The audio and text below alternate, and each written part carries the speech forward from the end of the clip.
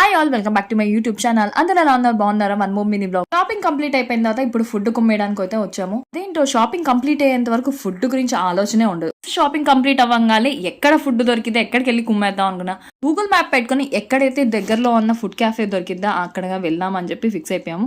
So సరే అని చెప్పి దగ్గరలో ఉంది ఐస్ మ్యాజిక్ అయితే వచ్చేసాము. ఇక్కడైతే మాకు నచ్చిన ఫుడ్ అయితే ఆర్డర్ చేసాము. ఇప్పుడైతే టేస్ట్ అయితే విషయానికి వస్తే చాలా అంటే చాలా బాగుంది. ఐస్ మ్యాజిక్ గుంటూరు, విజయవాడ ఎక్కడైనా సరే ఈ బ్రాండ్ చాలా బాగుంటుంది అనుకుంటా.